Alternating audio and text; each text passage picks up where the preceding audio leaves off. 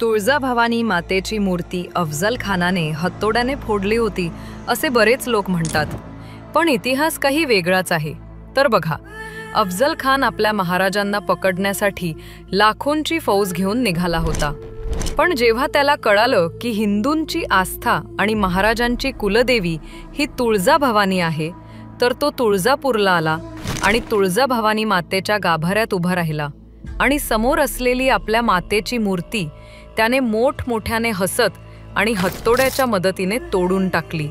पण खरं तर ती मूर्ती बदलली गेली होती, कारण खान येणार असल्याची खबर आधीच तुळजापूरमधील लोकांना कळाली होती आणि त्यामुळे तिथल्या पुजाऱ्यांनी खरी मूर्ती आधीच लपवून ठेवलेली होती।